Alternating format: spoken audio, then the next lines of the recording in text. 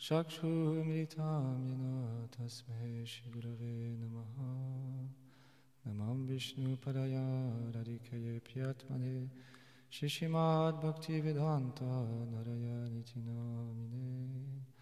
Namam Vishnu Padaya Chaitanya Prestaya Rupine Shishimad Bhakti Chananaya Yati Goswami Namine.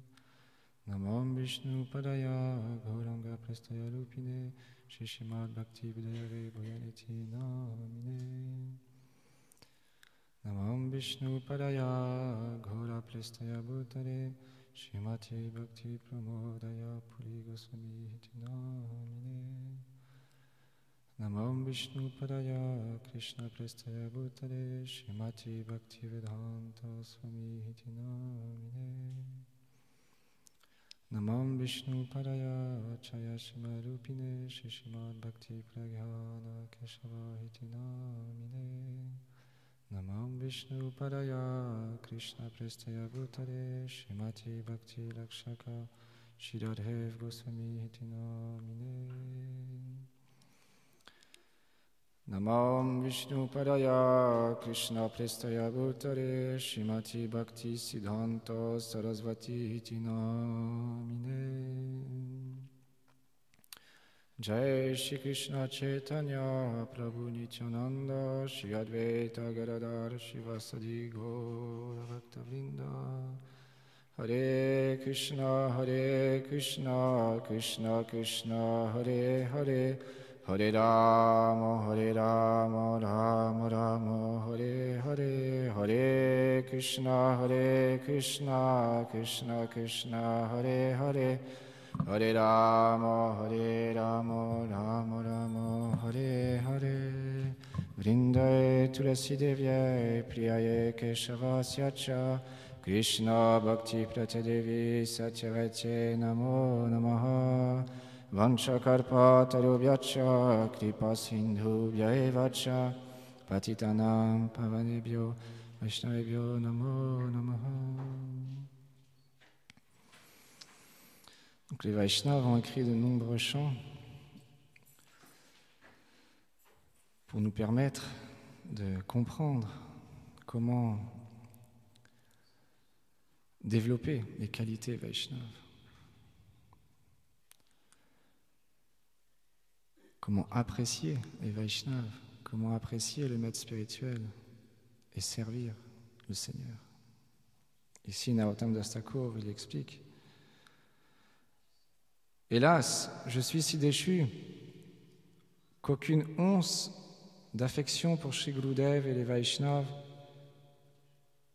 n'apparaît en mon cœur.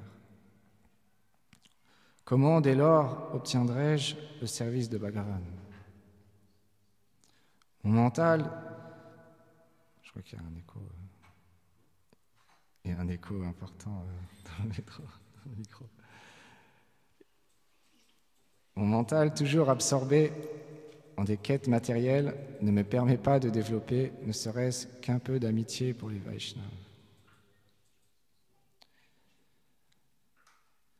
Nuit et jour, je suis lié par la sorcière Maya, qui serre autour de mon cou le nœud des désirs. Aveuglé, je sers en vain de vil matérialiste. Ainsi empêtré, je passe ma vie en étant incapable de me délivrer. Je ne vois pas d'autre remède que la miséricorde des Vaishnavas. Narottam Das prie: ô vénérable Vaishnava, vous ne voyez jamais les défauts d'autrui, et on vous célèbre comme les sauveurs des plus déchus. S'il vous plaît, sauvez-moi cette fois.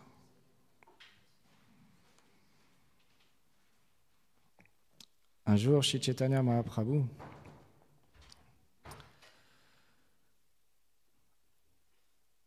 avec amusement, pour aussi glorifier ses dévots, il a posé cette question à un de ses associés, Mukunda Das,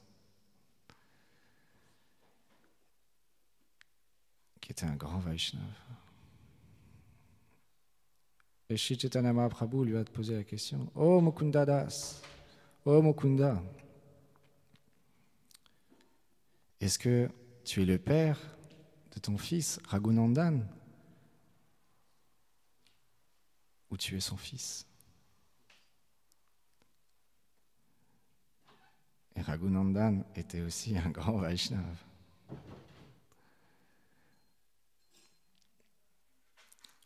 Et donc, Srila Gaur Govinda Goswami Maharaj, il explique dans cette conférence la nature des Vaishnavas, c'est d'être humble.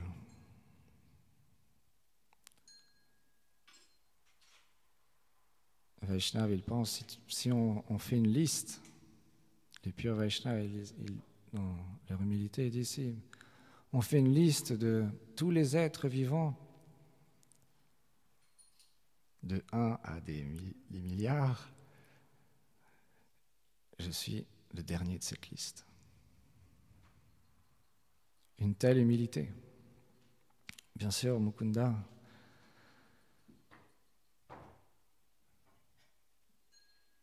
il était le père de Raghunandan.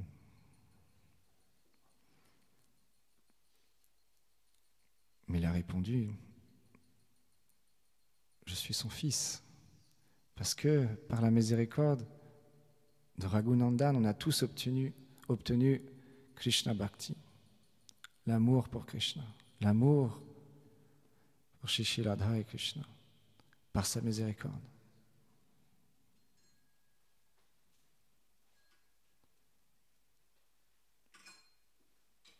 Un jour, Mukunda Das, il était à un festival et il avait une position très importante auprès du roi. Et dans ce festival, à un moment donné, il a vu un parapluie.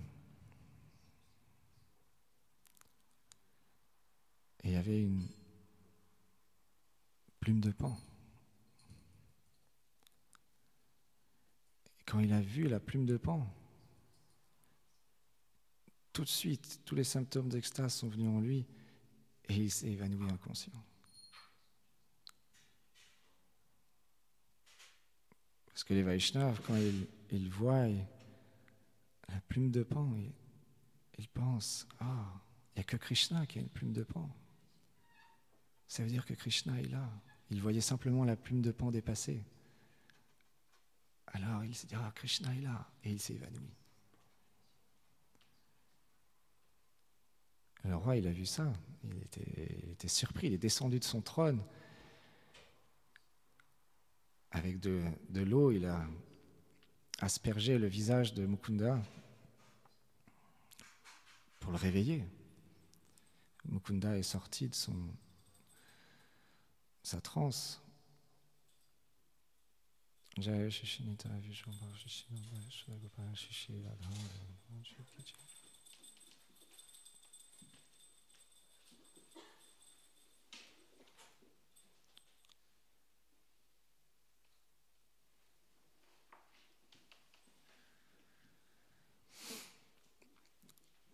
Donc le roi, il est allé voir Mukunda. Donc quand il s'est réveillé, il lui a demandé, mais qu'est-ce qui s'est passé? J'ai cru que tu étais mort, que tu avais quitté ton corps.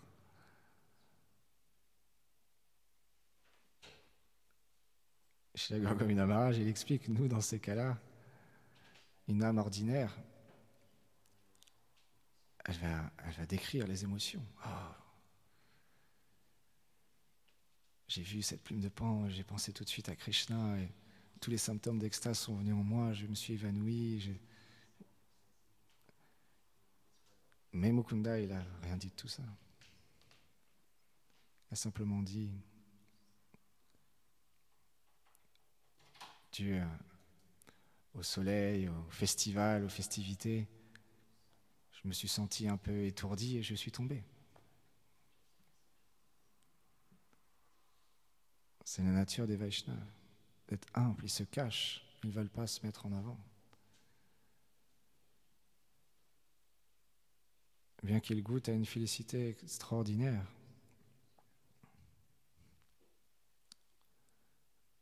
il se considère comme le plus bas, le plus déchu. Comme celui qui n'a pas obtenu la miséricorde du Seigneur. Je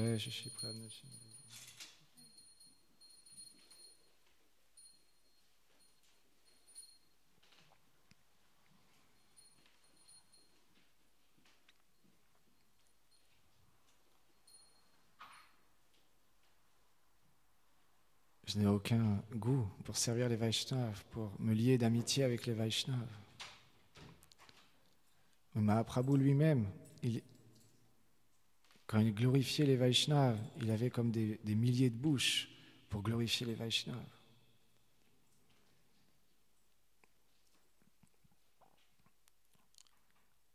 Le Seigneur lui-même vient dans ce monde. Yada yada idal masya glani bhavati valata abhutana madal masya tanamana shajami ham. Il vient dans ce monde et il est sous cette forme de Shri Chaitanya Mahaprabhu, il est Patita Pavan, le sauveur des âmes déchues. Simplement, on revient toujours à l'attitude. Se considérer déchu, c'est graduel. Suivant notre sukriti, suivant notre désir de vouloir une position dans ce monde ou de vouloir être le serviteur du serviteur du serviteur du serviteur du serviteur du serviteur des Vaishnavas.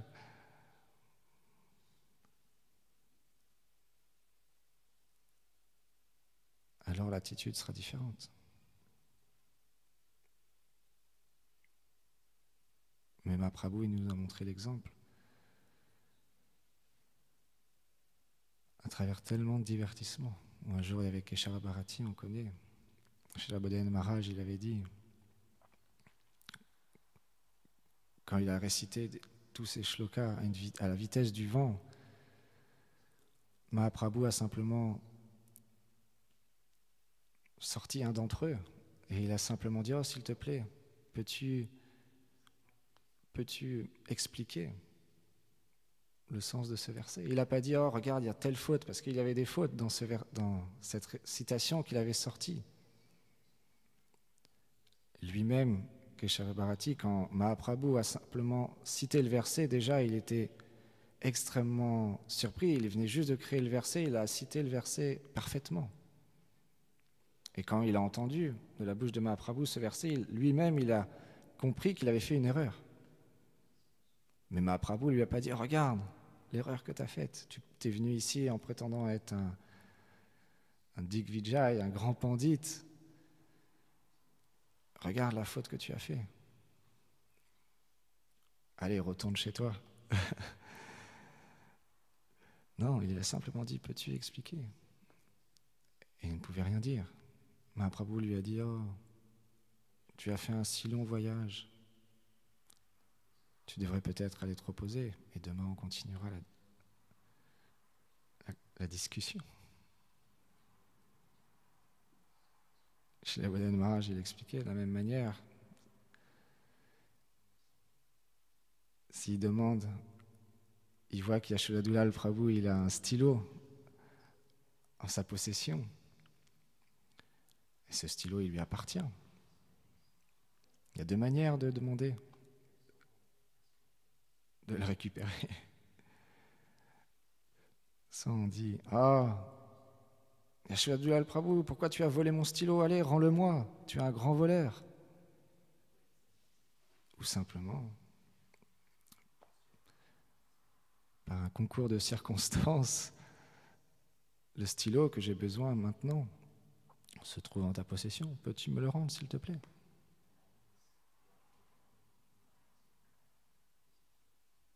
Il expliquait, si on veut devenir des Vaishnavas, est-ce qu'on veut être comme un lion ou comme une rose? Extrêmement doux. Tellement doux que tous seront attirés par cette douceur qui vient de la miséricorde du Gourou, des Vaishnavas et du Seigneur lui-même, qui est lui-même extrêmement doux. Quand on décrit la douceur Il y a un merveilleux chant qui décrit toutes les qualités du Seigneur, Madhula Mastakam, tellement merveilleux. Tout est doux dans le Seigneur suprême. Nous-mêmes, on a cette nature d'être doux, parce qu'en tant que serviteur de la personne suprême, de l'absolu, de l'absolument fascinant, celui qui est plus doux que le beurre, qu'une pétale de rose, qui sont simplement des adjectifs donnés dans ce monde pour qu'on puisse avoir une idée de la douceur du corps du Seigneur, que les Vaishnavas décrivent, pour nous permettre de méditer. Mais nous-mêmes, dans cette condition éternelle, on est extrêmement doux. Simplement, comme ici Narottam Das Thakur, il explique, ainsi empêtré, je passe ma vie en étant accablé de me délivrer. Je ne vois pas d'autre remède que la miséricorde des Vaishnavas. Nuit et jour, je suis lié par la sorcière Maya qui serre autour de mon cou le nœud des désirs. Tous ces désirs qui viennent sont dus à cette identification au corps, au mental, aux faux égos, aux impressions des vies passées. Et toutes ces couches qui nous recouvrent nous empêchent de voir la réalité chez les êtres et la réalité qui est la nôtre. Et donc parfois on s'égare et la colère sort envers un autre Vaishnava qui a Krishna dans son cœur, qui est cher au maître spirituel, qui est dans la demeure du Seigneur ou qui est à l'extérieur mais qui sert le Seigneur quotidiennement, qui chante les saints noms. C'est tellement rare une personne qui chante le Saint-Nom. Mais parce que, comme on revient tout à l'heure, il y a deux possibilités. De vouloir une position dans ce monde ou de vouloir une position dans le monde transcendantal. Si on veut une position dans ce monde, on veut être un maître. Donc on voudra une étoile ou plusieurs étoiles. On fera la liste de tous les services qu'on fait pour montrer, regarde bien, j'ai pas le temps. Ma liste est bien remplie.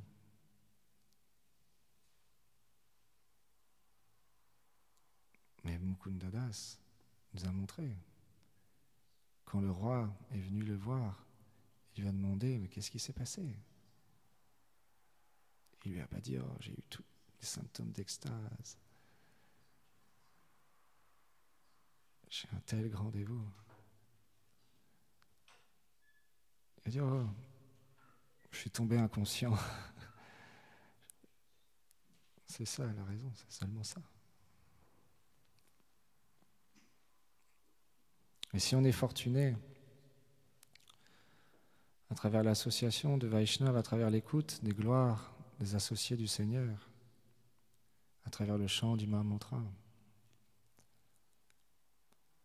graduellement, on se recentrera rapidement. On demandera pardon pour nos offenses à nos frères et nos sœurs, aux maîtres spirituels, aux déités.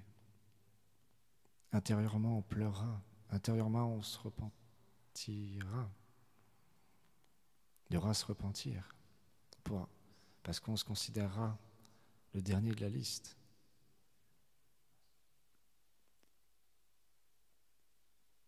Parce que dans une communauté, dans sa complète, dans le temple et à l'extérieur du temple, la communauté Vaishnava,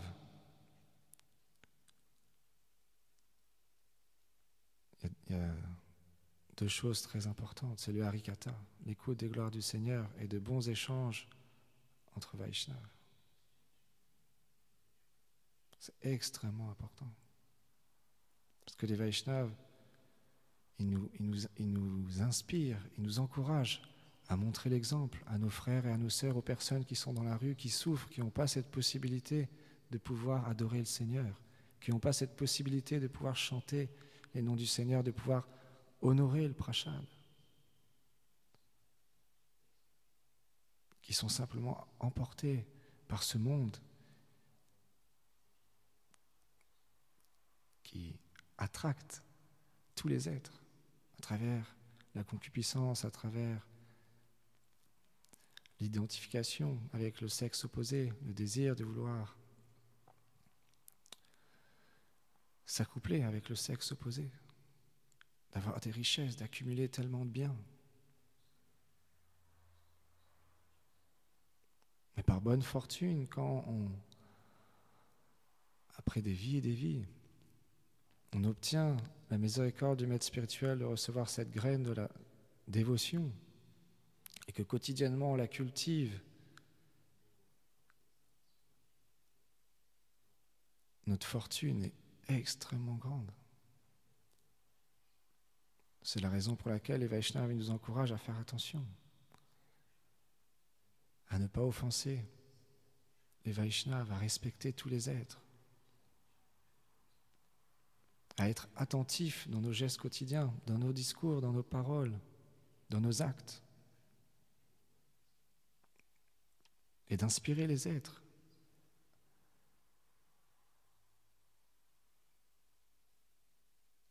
à servir le Seigneur, à commencer cette pratique spirituelle. Être attiré par le Seigneur à travers les livres, à travers le chant du Saint-Nom, à moins d'avoir un bagage des vies passées extrêmement important. C'est très rare. Mais la masse des gens suivent dans les traces des exemples qu'ils ont. L'association. Si on devient une association favorable, naturellement, les êtres, ils voudront apprendre sur ce service de dévotion. Donc si on est fortuné, graduellement on va pouvoir analyser, être introspectif, pour pouvoir se recentrer. Et le Seigneur lui-même va nous reprendre à l'intérieur de notre cœur à travers le gourou. Et le gourou physiquement aussi va nous reprendre directement.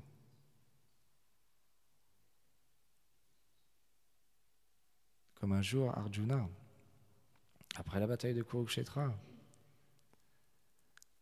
il y avait une certaine fierté d'avoir été que Krishna avait été son conducteur de char et il avait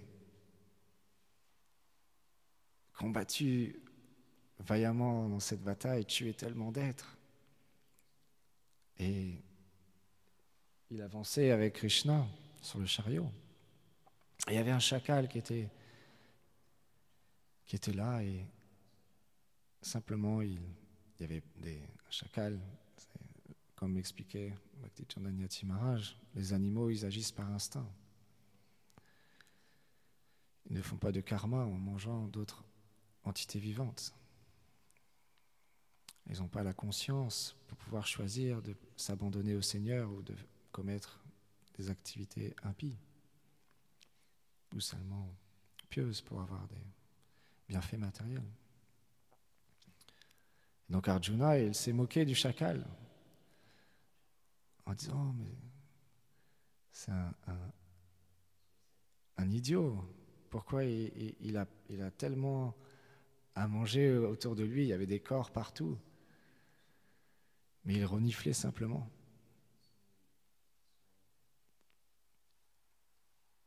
Et Krishna a tout de suite compris. Donc il a aidé son dévot. Il a appelé le chacal, il a dit « viens ». Donc le chacal est arrivé et Krishna lui a dit « peux-tu expliquer pourquoi tu ne manges pas ce corps, simplement tu le renifles ?» Et le chacal, avec grande humilité, il a dit « oui Seigneur, puisque tu me le demandes, je vais répondre à ta question. Je sens ses oreilles je peux voir si cette personne a entendu les Krishna Katha.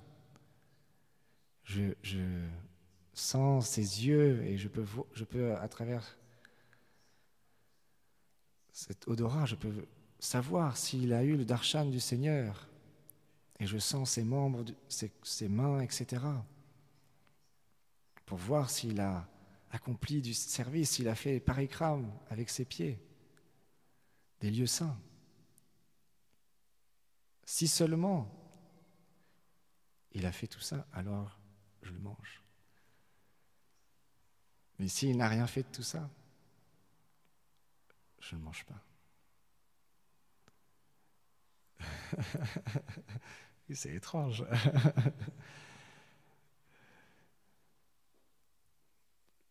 Et Arjuna, il a demandé pardon au chacal. Il a vu que c'était un grand dévot du Seigneur. Il avait beaucoup de dévotion. Hanuman lui-même, un jour, il était dans les jardins et les soldats de Balaram, ils n'arrivaient pas à le faire partir.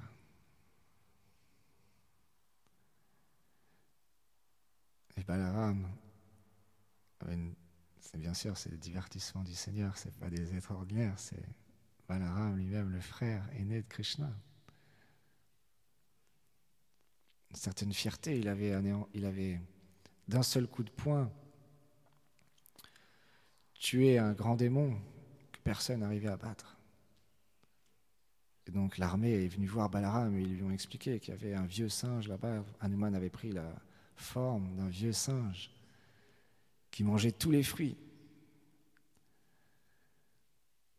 Et ils n'arrivaient pas à le faire partir. Balaram, avec fierté, a dit « Oh, il a pris sa masse et il a dit « Oh, vous allez voir, moi je vais le faire partir en un instant. » Et donc il y a eu une argumentation entre Balaram et Hanuman.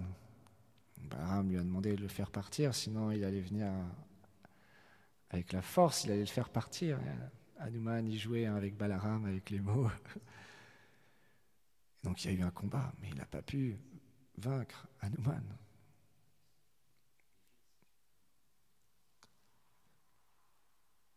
Et après un certain temps, Krishna est arrivé avec un grand sourire. Et il a demandé à Hanuman de reprendre sa forme. Et Balaram a compris, c'était les jeux de son Seigneur, encore une fois. Donc si on est fortuné, graduellement,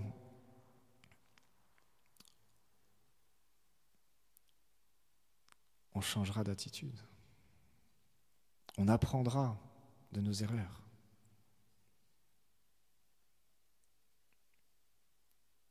Gurudev, il explique souvent, tout le monde a le droit de faire des erreurs. Tout le monde, c'est la nature de ce monde de faire des erreurs. On a l'essence imparfaite, on est sujet à l'erreur, on a tellement peu d'intelligence, tellement peu de mémoire. On est tellement limité. Même pour servir le Seigneur, on est tellement limité. Et en plus de ça, pour certains d'entre nous, comme moi, on a peu de dévotion. Donc les erreurs viendront.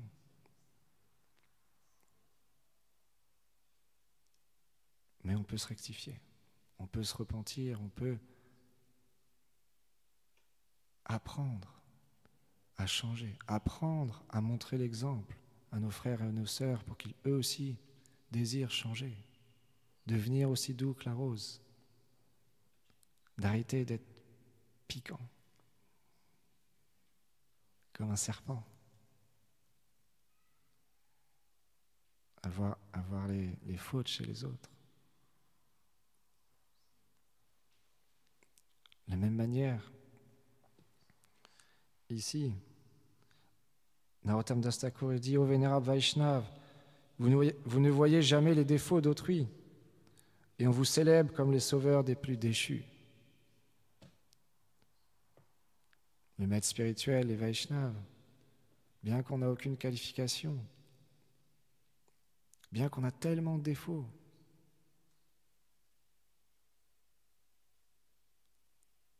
il reste avec nous. Il nous accompagne dans notre vie. Bien qu'on a plein d'attachements, bien qu'on a tellement de défauts, ils nous accompagnent dans notre vie. Ils sont miséricordieux, ils sont les sauveurs des âmes déchues.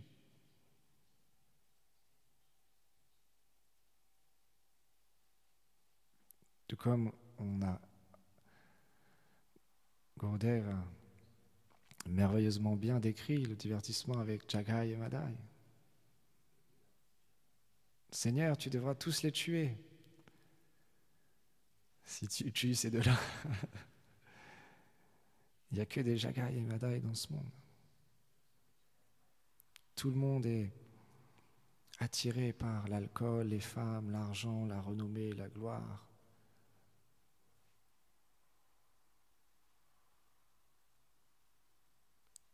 Sauve-les. Alors tout le monde aura cet espoir. Ils ont été sauvés par la grâce de Nitai. Moi aussi, qui suis si déchu, s'il te plaît, sauve-moi.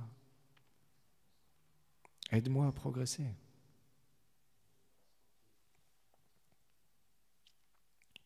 Pour que moi-même je puisse être un instrument de ta miséricorde que j'ai reçu par ta grâce, par la grâce de mon gourou. Et à ce moment-là, comme tu as ouvert ce marché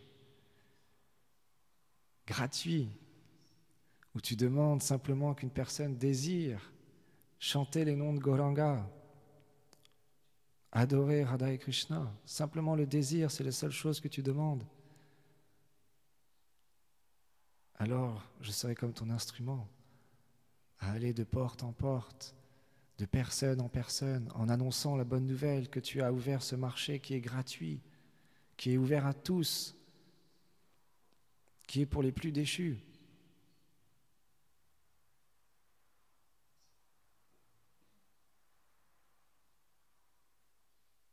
Parce que j'ai reçu ce trésor de Krishnanam. Je suis endetté, l'autre mot, j'arrive plus à m'en souvenir, à chaque fois j'oublie, endetté, redevable de ce que tu m'as donné, le cadeau, le trésor que tu m'as donné. Je suis tellement redevable.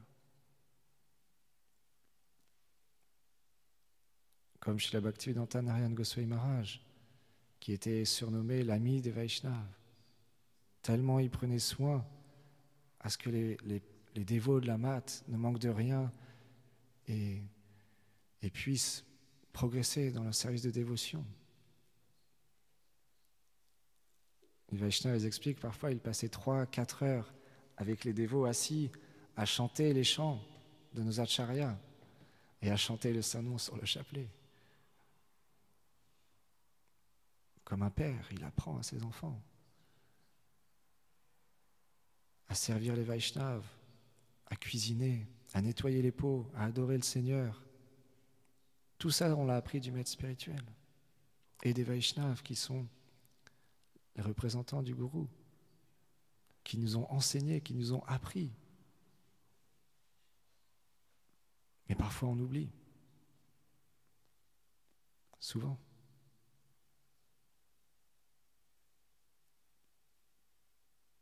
Et on se met à quereller comme des chiens et des chats.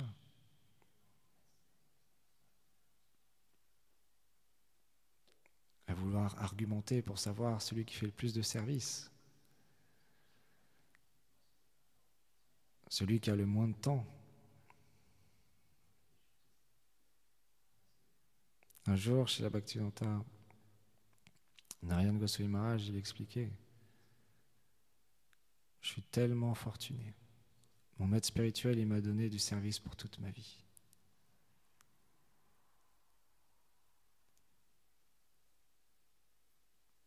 C'est les paroles des Vaishnavas, des sadhus.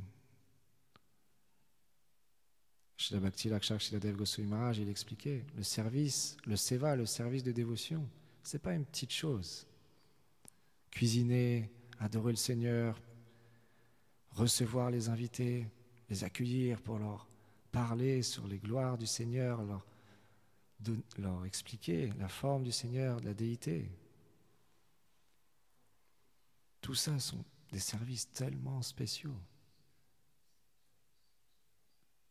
Donc il explique qu'on doit avoir un grand enthousiasme et surtout profondeur et intention avec le cœur. Et à ce moment-là, peu importe les circonstances, peu importe ce qu'il peut se passer, on continuera. Parce qu'on a reçu l'ordre du Gourou.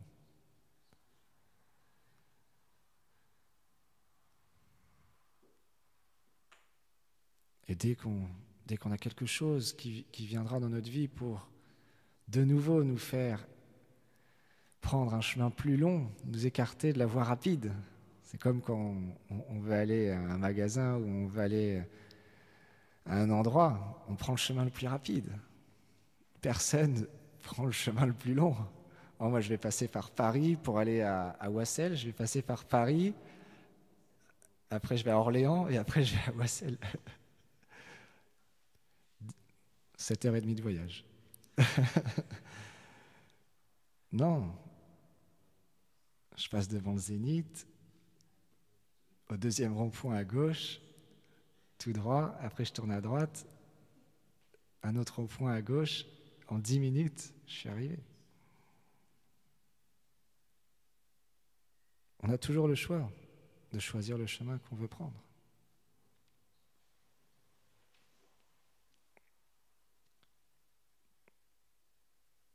Soit le chemin le plus long, soit le chemin le plus court.